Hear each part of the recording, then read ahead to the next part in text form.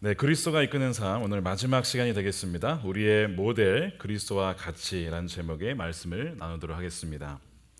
이번 시리즈의 마지막 시간이면서 오늘 주제는 굉장히 중요한 주제이면서 굉장히 부담스러운 주제입니다. 바로 그리스도와 같이 되는 삶, 우리의 모델이신 예수님과 같이 되는 삶에 대한 주제입니다. 설교자에게 있어서 가장 부담스러운 주제입니다. 그리고 너무나 중요한 주제임에도 불구하고 피할 수 없는 주제가 바로 이 주제입니다. 여러분, 가나안 성도라는 말을 들어보셨을 겁니다. 거꾸로 말하면 교회를 안 나가 성도가 가나안 성도입니다.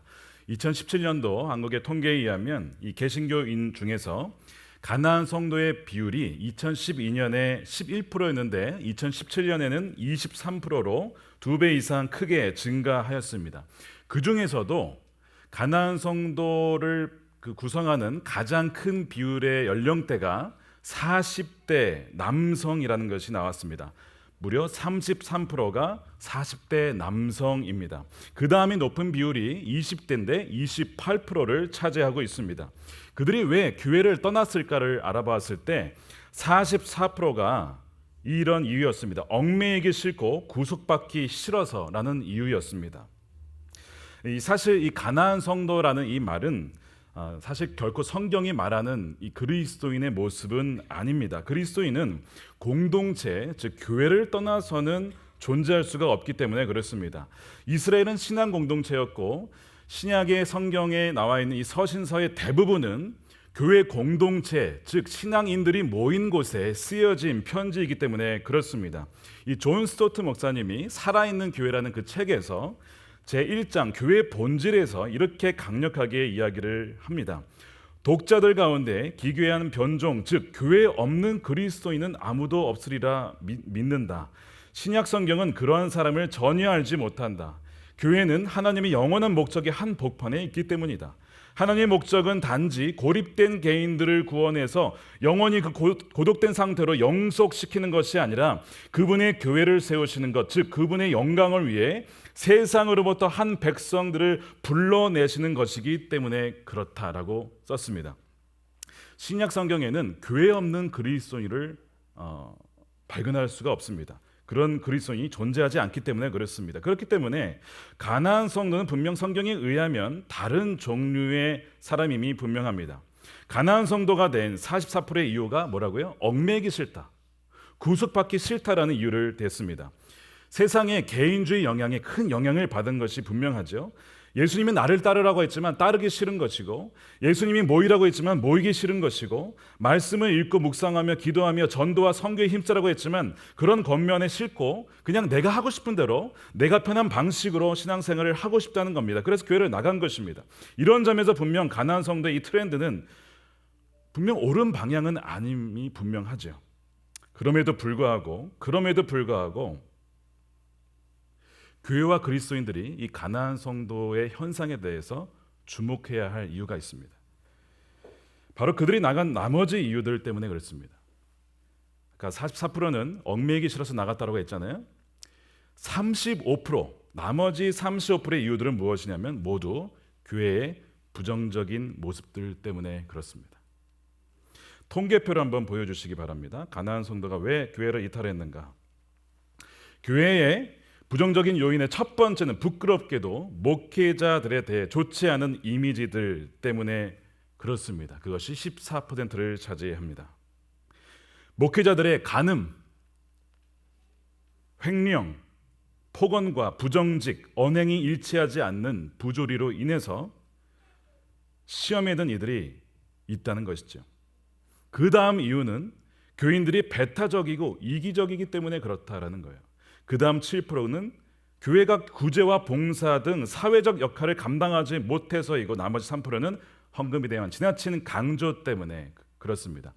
이 35%가 바로 교회의 부정적인 요인 때문에 안 나가 성도들이 발생하고 있다는 것이죠.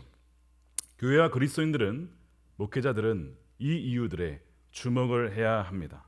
우리는 깊이 반성해야 합니다. 물론 가나안 성도들의 이런 지극히 개인적인 얽매이기 싫기 때문에 나간 부분은 잘못된 부분이긴 합니다만, 그러나 그와 못지않게 35%의 교회 부정적인 요인 때문에 그들이 나갔다는 것은 우리가 반성하고 심지어 회개하며 우리를 돌이켜야 될 분명한 이유입니다.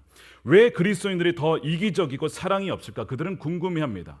그들이 믿는다는 사람들이 어떻게 섬기지 못하고 섬김을 받으려고만 할까? 왜 그리스도인들이 더 가지려 하고 나누지는 못하는 것일까?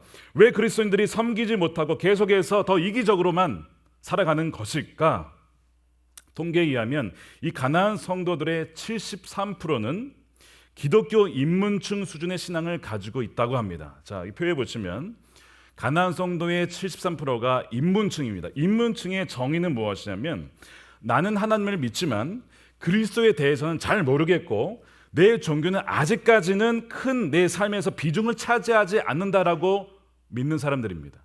그러니까 아직 기독교 신앙이 자기 이렇게 중요한 부분은 아니에요. 하나님을 믿긴 합니다. 그러나 그리스도가 누군지, 예수님이 누군지, 십자가가 그건 전혀 알지 못합니다.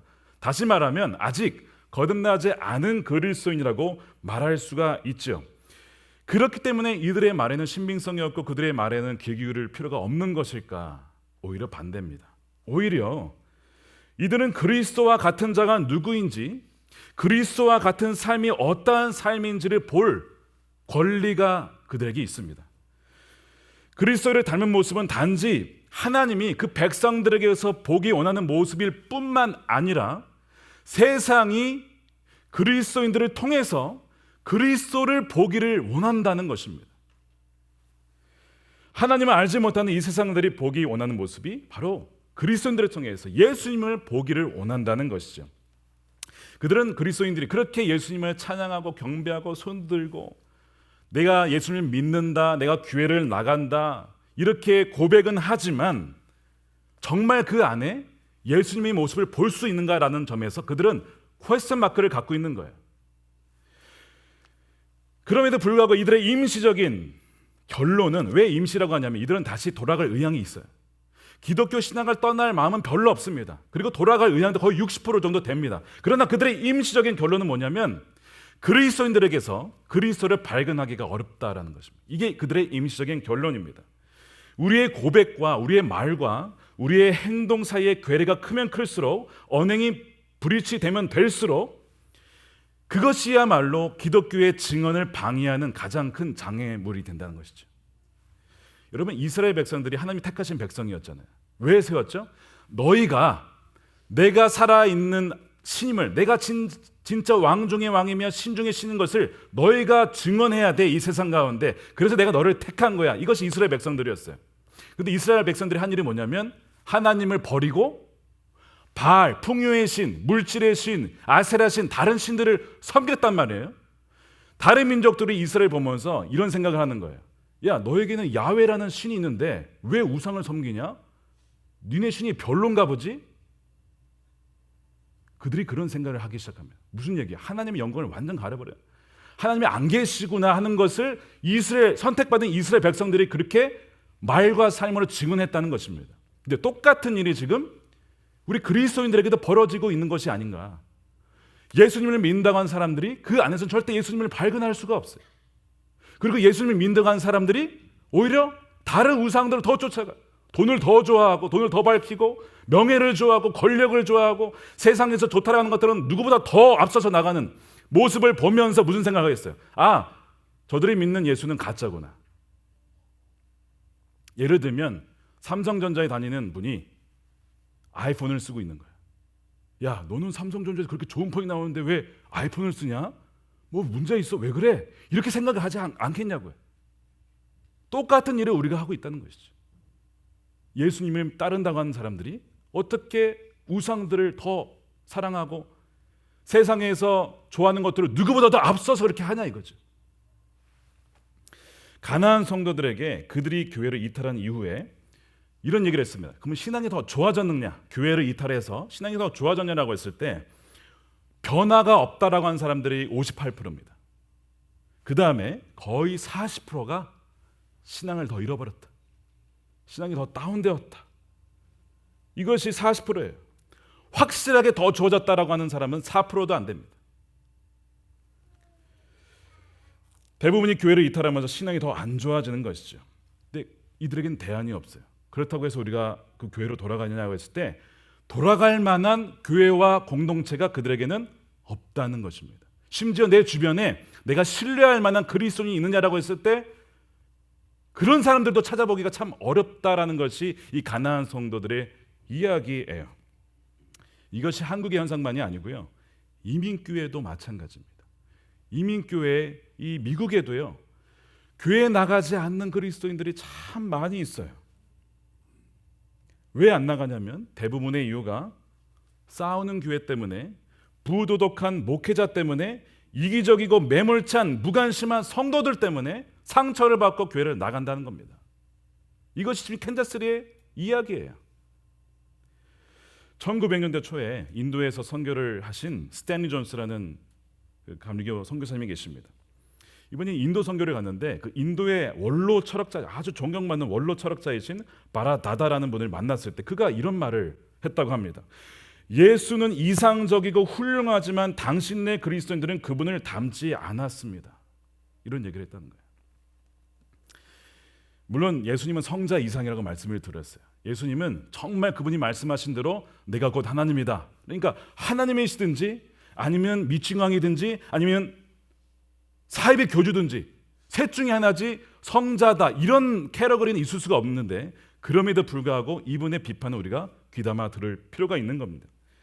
또한 스탠리 존스 선교사님이 이번에는 인도 남부에서 교육학의 대가이신 어떤 힌두교 출신 연사를 만났어요. 그분이 연설을 하는데 이런 말을 합니다. 여러분 중에 그리스도인들이 상당수 있는 줄로 압니다. 그러나 여러분 그리스도인들이 예수 그리스도처럼 된다면 인도는 내일 당장 여러분 앞에 무릎을 꿇을 것입니다. 이런 연설을 한 거예요. 그리스도인들이 예수님을 전혀 닮지 않았다라는 거죠. 그래서 인도가 복음화가 안 된다라는 거예요. 이스라엘이 하나님의 영광을 가린 자들이었다면 오늘날 목회자들을 포함해서 저를 포함해서 우리 그리스도인들이야말로 하나님을 증언하는 데 가장 지금 걸림돌이 되고 있는 것은 아니냐. 이스라엘 백성들이 가장 걸림돌이 되었던 것처럼 지금은 그리스도인들이 가장 걸림돌이 되고 있어요. 그래서 이 주제가 너무 중요한 주제가 되는 거예요. 그리고 가장 부담스러운 주제예요. 누가 자격이 있어서 이런 이야기를 할 수가 있겠습니까? 왜 이런 일이 발생했을까를 고민했을 때 왜 삶과 신앙이 통합이 아니라 분리된 그런 변종 그리스도인들이 나타나게 되는 것일까? 여러 이유가 있지만 그 중에 하나는 잘못된 구원론, 더 자세히 말하면 성화론, 잘못된 성화론에 있습니다. 여러분 그리스도와 같이 된다는 것을 신학적 용어로 성화라고 해요. sanctification. 그리스도와 닮아간다는 거예요. 그리스도의 성품처럼 그리스도처럼 닮아간다는 것을 성화라고 부릅니다. 거룩하게 되는 겁니다. 누군가가 자신의 죄를 회개하고 예수님을 믿고 그분을 나의 구세주로 받아들이게 되면 그게 끝이 아니라 소위 얘기하면 이제 구원의 여정을 시작한 거예요. 이제 결국 이제 겨우 시작한 겁니다. 그것이 끝난 게 아니고 just beginning이에요. 그러면 그 여정을 다 중간 과정을 지나가지고 마지막에 도착까지 해야 이것이 구원의 완성입니다. 그런데 많은 사람들은 어떻게 생각하냐면 내가 예수님을 믿었으니까 이제 끝, 나는 구원받았으니까 나는 이제 마음대로 살아도 돼, 이렇게 생각하는 잘못된 구원론을 가지고 있다는 것이죠. 구원을 이 사람이 받을 것인지는 내가 구원을 받았고 지금 받고 있고 받게 될 것이라는 것이 분명해야 되고, 신앙이라는 것은 늘 현재형이어야 합니다. 내가 과거에 이렇게 신앙생활 귀한 것이지만 그것이 현재 그렇지 않다면 그거는 끝난 거예요. 단절된 겁니다. 지금 여정을 그냥 그만둔 거예요. 끝까지 가지 못하고.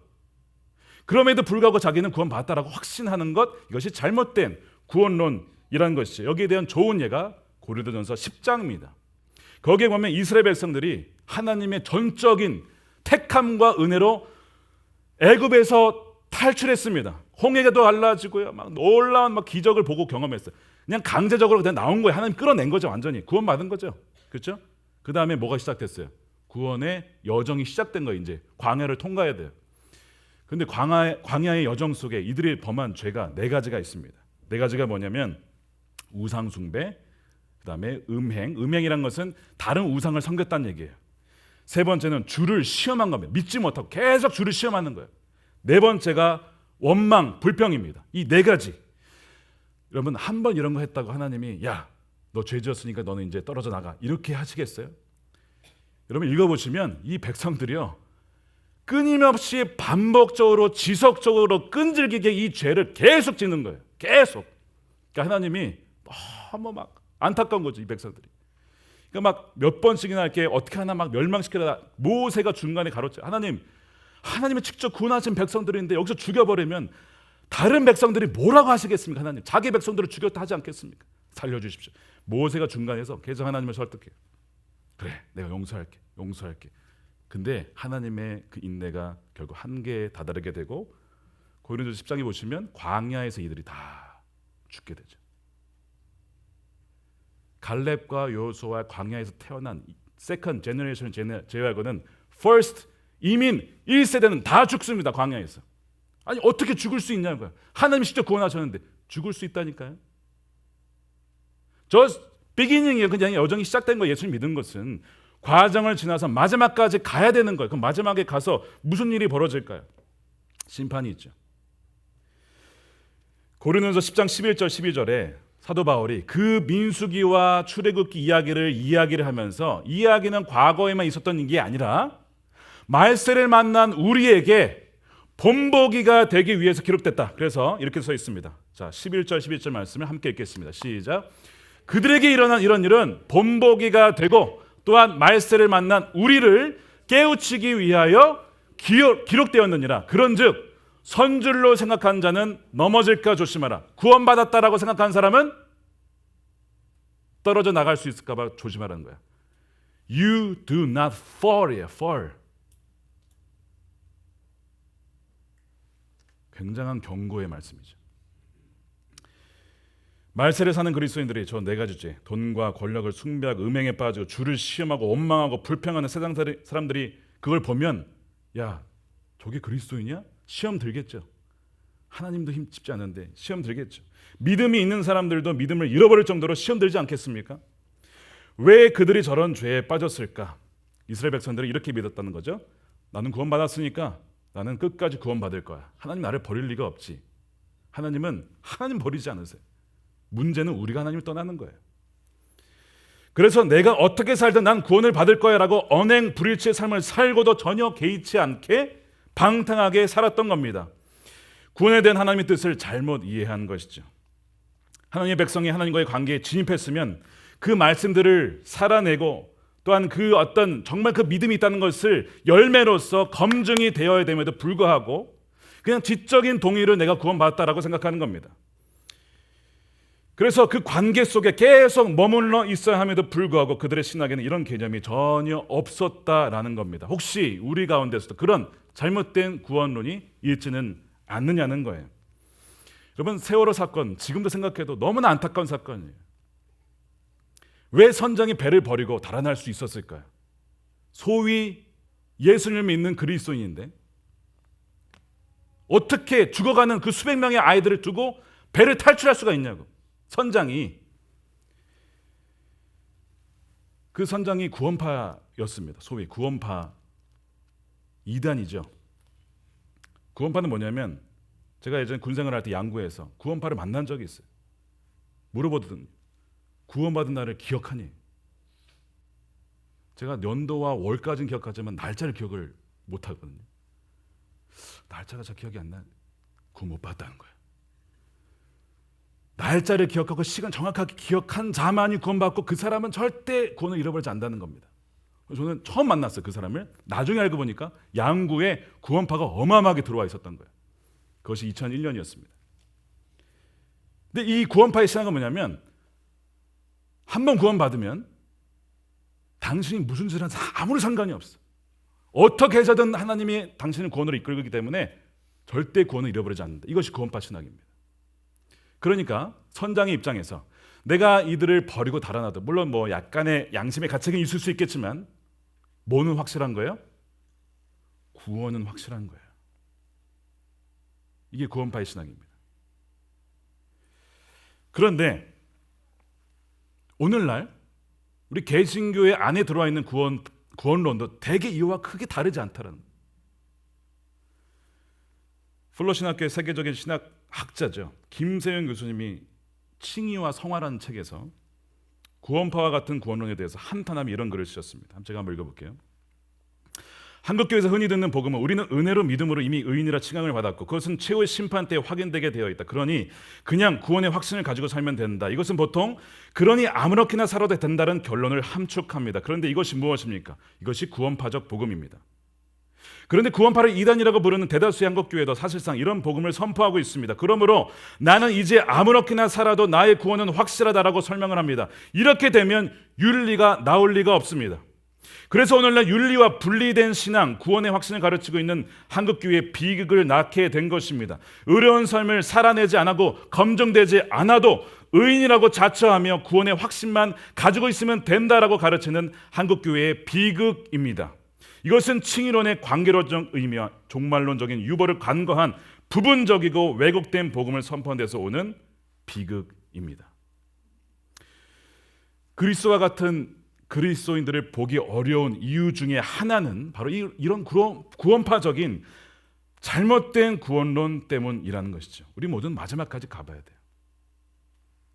모두가 최후의 심판대에 서게 될 것입니다. 로마서 14장 10절에 이런 말씀이 있습니다. 함께 읽겠습니다. 시작.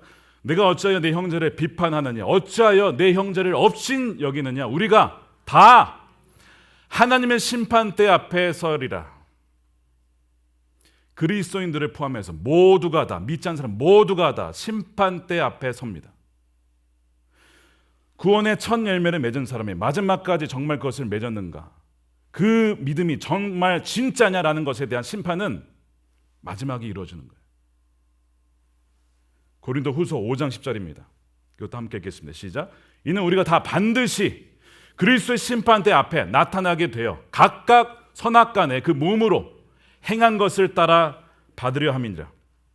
만약에 믿음으로 구원받는 것이 전부라면 이 말씀들은 성경에 있을 필요가 없는 겁니다. 구원은 믿음으로 받지만 그 믿음이 진짜인지는 반드시 행위와 삶에서 검증이 돼야 되고 열매가 맺혀져야 된다는 것이죠. 결코 이 그리스도와 같은 그 삶에 대한 열매들이 분리될 수가 없는 거예요. 그 믿음에 합당한 삶의 행위와 열매, 그리스도와 같은 삶이 검증되어야 된다라는 거예요. 여러분, 우리가 주님을 다시 기다리는 이 대강절 시즌이라고 말씀을 드렸어요. 우리가 기도해야 될 제목이 뭐냐면 데살로니가 전서 3장 13절에 이 기도 제목입니다. 한 번 더 읽겠습니다. 시작. 그래서 주님께서 여러분의 마음을 굳세게 하셔서 우리 주 예수께서 자기의 모든 성도들과 함께 오실 때에 하나님 우리 아버지 앞에서 거룩함에 흠잡힐 때가 없게 해 주시기를 빕니다. 자, 흠잡힐 때가 없게 해 주시기, 이 시점이 언제예요? 주님이 오실 때, 오실 그때에 레디가 되어 있어야 된다는 거예요. 흠이 없이.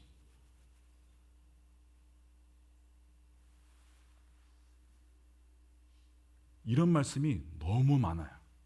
근데 우리는 이것을 이건 뭐 나중에 다 죽으면 나 알아서 그렇게 변화되겠지 뭐. 말씀드렸잖아요. 잘못된 구원론은 그리스도와 같은 삶에 대한 동력이 없다니까요.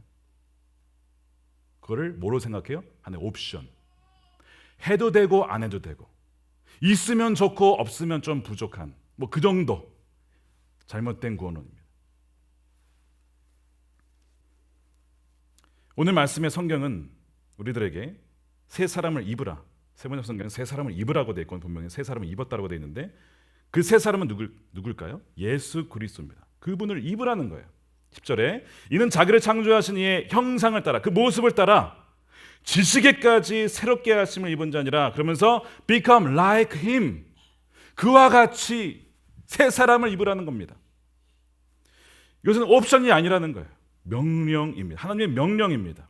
그러면 그와 같이 된다는 것은 어떻게 된다는 것일까? 이것을 알려면 그러면 그와 같이 아는 것은 뭐냐? 그걸 알아야겠죠. 5절 말씀에 이런 말씀이 있습니다. 함께 읽겠습니다. 시작. 그러므로 땅에 있는 지체를 죽이라. 곧 음란과 부정과 사욕과 악한 정욕과 탐심이니 탐심은 우상 숭배니라 했습니다. 이 음란이라고 하는 영어의 fornication은 집단 성관계입니다. 한 사람이 여러 사람과 동시에, 그것이 음란이에요. 부정은 특별히 종교적으로 부정한 일인데, 예를 들면 기독교인들이 점을 치러 갔다. 이것이 저기서 말하는 부정입니다. 부정한 일입니다. 심선미라는 26년간 무속인이었다가 회심한 분의 간증에 의하면 자기 고객의 20%가 그리스도인이었다고 합니다. 그분도 의아한 거예요. 왜 예수를 믿는 그리스도인이 왜 점집에 왜 올까? 이분도 궁금한 거죠. 아, 그분이 영 신통치 않은가 봐. 이런 생각을 한다는 거예요. 하나님 영광 완전 가리는 거 아닙니까? 사욕이란 단어는 똑같은 단어를 데살로니가전서 4장 5절에 색욕으로 번역했습니다. 밝힌다는 거예요. 지나치게 그 성적으로 밝히는 것을 색욕. 음란을 추구하는 것이죠. 악한 정욕과 탐심은 거의 같은 단어입니다. 자신이 가진 것 외에 더 가지려고 하고 심지어 남의 것마저도 가로채려 하는 것이 탐욕이고 그것은 우상 숭배입니다. 이런 것들이 그리스도와 같지 않은 모습이에요. 근데 그리스도인들에게서 이런 모습들이 보인다는 거예요. 그것도 어떻게 보면 일반 세상 사람보다 더 보인다는 거예요. 그리고 8절 9절에 그리스도와 같지 않은 모습은 거짓말하는 것, 남을 헐뜯는 비방이라고 했습니다. 그리스도인이 정직하지 않을 때, 자기 유익을 위해서 속일 때, 세금을 탈세하고 속여서 팔고 정직하지 않은 모습을 보면 그것은 그리스도와 같지 않은 거죠. 비방하는 것, 누군가 없을 때 그 사람을 뒤에서 욕하는 것, 그리스도와 같지 않은 모습입니다. 가난한 성도들이 발생하는 원인 중에 하나가 바로 이런 수근거림과 비방, 욕. 어떻게 그리스도인들이 교회에서 그럴 수 있느냐? 그래서 떠나가는 거예요. 반면 그리스도와 같은 모습은 어떤 모습인가? 긍휼로 남의 허물을 용납하고 용서하는 사랑의 모습입니다. 12절 말씀입니다. 이것도 함께 읽겠습니다. 12절부터 시작.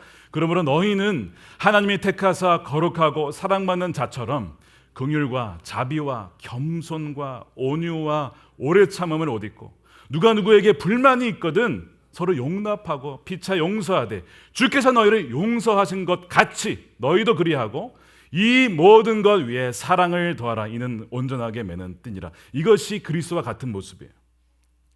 이 단어들을 한번 주목해 보시기 바랍니다. 긍휼의 마음, 불쌍히 여기는 마음, 무관심이 아니에요. mercy, 분명 잘못한 거 맞아요. 그러나 mercy는 용서받을 자격이 없는 자에게 주어진 것이 mercy입니다. 겸손, 교만하지 않고 온유, 화내지 않고 오래 인내하며 기다리고 그것이 그리스도의 모습이고 그것이 그리스도를 옷 입는 모습입니다. 여기 보시면 여기에 불만이 있다라고 되어 있죠. 누구에게 불만이, 여러분 불만 없는 분, 누구에게 나는 전혀 난 불만 없다. 다 있잖아요. 불만, 저에게도 불만이 있을 거고 저도 불만이 있고 서로에게 다 불만이 있는 거예요. 없는 사람 없잖아요. 그렇죠? 불만이 있다고 분명히 인정하고 있어요. 그런데 여기 보면 서로의 fault를 어떻게 하라고요? 용납해줘요. 왜냐하면 나도 fault가 있어요. 나도 완벽하지 않다는 거예요. 나도 fault 있고 너도 fault가 있고 뭐 하자는 거야? 퉁치자는 거예요. 퉁치자는 거예요. 나도 부족하니까. 나도 의도하지 않게 뭔가 말로 누구에게 상처를 주거든요. 그러니까 서로 부족한 거 다 인정하고 용납하고 용서하는 것. 그 근거는 주님께서 우리를 용서하신 것처럼 우리가 하나님을 치르타고 반역하고 내가 왕이다 내 마음대로 살겠다라고 그 반역죄를 그 용서할 근거가 전혀 없거든요. 근데 우리를 용서하셨잖아요. 마찬가지로 그렇게 하신 것 같이 우리도 그렇게 용서해야 된다는 거예요. 그리고 플러스 이 모든 것 위에 사랑을 더해야 된다. 그 모습이 그리스도와 같은 모습이에요. 만약에 그리스도인데 우리가 만약에 그렇게 되잖아요. 캔자스리는 내일 바로 주님 앞에 무릎을 꿇을 것입니다. 믿으십니까? 뭐 다 필요 없어요. 뭐 우리 여기 있는 사람들만 그리스도와 같이 되면 캔자스리 복음만 끝난 거예요. 야, 나 그리스도를 봤어. 누구야? 어느 집사님이야? 뭐 이런. 나 봤어. 어느 권사님이야? 막 그렇게 되는 거죠. 우린 교회가 그런 교회가 됐으면 좋겠어요. 비방을 하지 않는 것이 그리스도와 같은 모습이라면 동시에 그만 비방을 당했을 때는 어떻게 해야 되는가? 예수님이 십자가를 지실 때 온갖 모욕을 당하셨거든요. 침뱉음을 당하고 막 네가 뭐냐? 네가 하나님 아들 맞냐? 이러면 조롱과 멸치를 당하셨습니다. 아무 말도 안 하셨어요. 주님이. 할 말이 얼마나 많으셨어요. 아무 말도 안 하셨어요. 변명도 안 하셨습니다. 토마스 아켄페가 쓴 그리스도를 본받아라는 책이 있어요. 수많은 우리 인생의 그 역사 가운데 그 영적인 선배들 가운데 아주 영향을 미친 책이에요. 존 웨슬리도 마찬가지고. 이 책에 보면 좀 특징이 후반부에 가면 그리스도와 제자의 대화로 이루어져 있어요. 이 책이. 주제가 여러 가지가 있는데 3권의 28장 비방하는 말을 들었을 때에는 어떻게 해야 하는가라는 주제가 있습니다. 거기에서 그리스도께서 이런 얘기를 합니다. 아들아, 뭐 다 자녀를 포함한 것이죠. 누가 너를 안 좋게 생각하고 너에 대해서 너가 듣고 싶어하지 않는 말을 한다고 해도 너는 그것을 언짢아 하지 말아라. 너는 너 자신이야말로 가장 악한 자라고 느끼고 그 누구도 너보다는 더 악하지 않다라고 믿는 것이 마땅하다. 내 마음의 평화가 사람들의 말에 좌지우지되지 하지 말아라. 그들이 너에 대해서 좋게 말하느냐 나쁘게 말하느냐에 따라서 너의 사람됨이 달라지는 것이 아니기 때문에 그렇다. 마음의 모든 불안과 산만함은 쓸데없는 두려움으로부터 생겨나는 법이다. 46장에 가면 이런 주제입니다. 사람들이 던진 말들로 인해서 마음이 상할 때는 어떻게 해야 되는가? 그럼 그리스도와 같은 그리스도는 어떻게 반응해야 되는가? 여기서 그리스도는 이렇게 말씀을 합니다. 사람들이 말을 듣고 너가 잘못한 것을 깨달았다면 너의 잘못을 기꺼이 고쳐야 하겠다고 생각해라. 하지만 너가 잘못한 것이 정말 전혀 없다면 하나님으로 인하여서 그 말들을 기꺼이 내가 인내하며 감내할 것이라고 생각을 해라. 사람들이 하는 말들은 사실 신경 쓸 만한 것들이 아님에도 불구하고 그토록 너가 마음을 쓰는 것은 너가 아직까지 육신적이고 사람들을 지나치게 의식하기 때문이 아니겠느냐. 즉 너는 사람들로부터 멸시당하는 것이 두렵기 때문에 너의 잘못들로 인해 안 좋은 말들을 듣고 싶지 않은 것이고 그래서 어떻게든 변명을 찾아내서 빠져나가고자 하는 것이 아니더냐. 나는 모든 일들이 어떤 식으로 일어나게 되는지를 알고 있다. 누가 가해자고 누가 피해자인지 누가 해악을 입힌 자이고 누가 해악을 입은 자인지 내가 다 안다. 의인은 하나님이 자기에게 그 어떤 일이 일어나게 하실지라도 당혹해 하지 않는다. 하나님께서 그 모든 일을 알고 있고 억울한 일을 당하게 하셔도 별로 개의치 않고 그 사람은 다른 사람들에 의해서 누명이 벗겨져도 괜히 뜰 듯이 기뻐하지도 않는다. 그는 내가 사람들의 심장과 폐부를 감찰하고 사람을 겉모습이나 외모를 따라 판단하지 않는다는 걸 잘 알기 때문에 그렇다. 그러면 비방을 하지 않고 비방을 받아도 복수하지 않고 미워하지 않으며 오히려 내 자신 안에 세상적인 모습이 있어서 그렇지 않나 를 돌아보는 거예요. 그 사람 미워하는 것이 아니라 정말 그 사람의 말이 맞다. 다윗이 시므이라는 자에게 막 비방, 당신이 잘못해서 왕위에서 쫓아가 막 그랬더니 다윗이 주변에 그 부하들이 그랬죠. 저놈을 죽여버릴까요? 했더니 다윗이 뭐라 그러죠? 맞다. 그의 말이 맞다라는 거예요. 이것이 그리스도와 같은 자의 모습이라는 거죠. 주님께서 다 아시기 때문에 내 판단을 주께 맡기고 다른 이들을 위해서 오히려 기도하는 사람, 이 사람이 그리스도와 같은 사람입니다. 어떻게 그리스도를 닮을 수 있는가에 대해서 영국 국교회의 주교였던 윌리엄 템플이라는 분이 이런 예를 들었는데 너무 맞아요. 이런 얘기를 했습니다. 내게 햄릿이나 리오 왕 같은 희곡을 쓰라고 말해봤자 소용이 없다. 셰익스피어는 할 수 있지만 나는 할 수 없다. 내게 예수님의 삶과 같은 삶을 살려고 하면 아무런 소용이 없는 것이다. 예수님은 그렇게 살 수 있지만 나는 그렇게 살 수 없다. 그러나 셰익스피어의 재능이 내 속에 들어오면 나도 그처럼 햄릿을 쓸 수 있다. 마찬가지로 예수님의 영이 내 속에 들어온다면 나도 그분처럼 살 수 있다. 여러분, 우리 힘으로는 절대로 그리스도와 같이 용납하며 용서하며 사랑할 수 없습니다. 우리 인간 안에는 선한 것이 하나도 없어요. 사랑도 없고 아무것도 없습니다. 존 스토트가 말한 기괴한 변종은 가난한 성도가 아니라 그리스도 같지 않은 그리스도입니다. 우리 힘으로는 그리스도와 같이 될 수 없습니다. 그러나 뭐라고요? 그리스도의 영이신 성령께서 우리 안에 계시면 우리도 그와 같이 될 수 있다는 겁니다. 이것이 우리의 유일한 희망이고 우리의 유일한 힘입니다. 그렇게 주와 같이 되어서 이 캔자스리에 그리스도를 보았다라고 하는 이들이 많이 일어날 수 있기를 주님의 이름으로 축원합니다. 기도하겠습니다.